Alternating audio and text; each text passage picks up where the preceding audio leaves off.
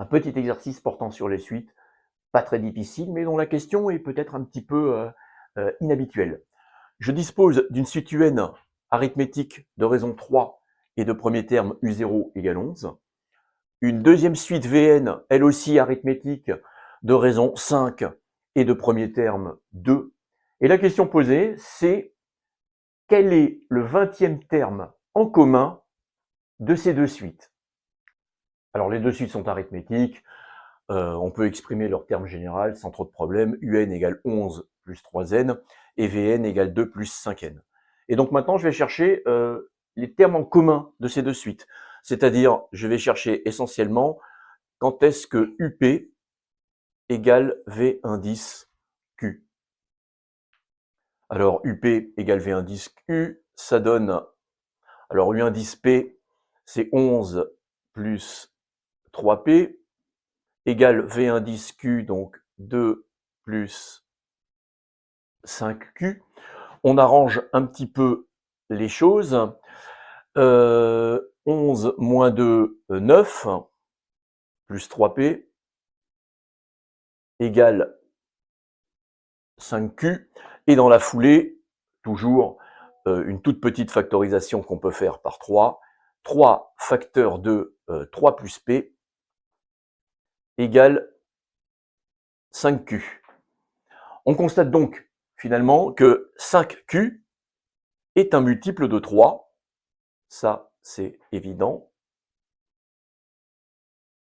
Mais 5 est premier avec 3. 5 est aussi premier avec 3. Et donc, 5Q est un multiple de 3, mais 5 est premier avec 3. Donc, d'après un théorème que l'on voit en maths experte en arithmétique, donc Q est un multiple de 3.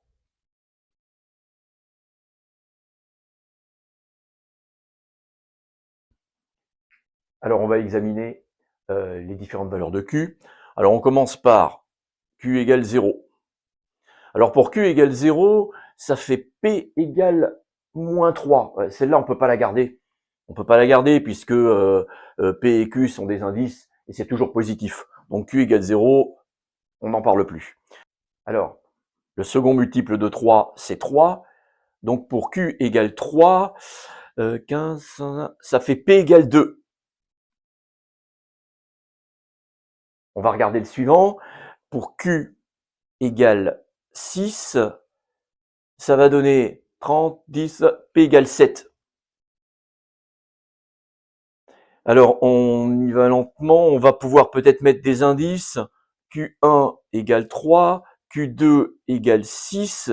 Donc, pour Q égale K, pour Q indice K, pardon, qui vaudra donc 3K, eh bien, ce sera le kème terme en commun de ces deux suites. Alors, la question posée au début était de calculer, j'aurais dû être au tableau, la question était de calculer le 20e terme commun. Il faut donc que je prenne K égale 20.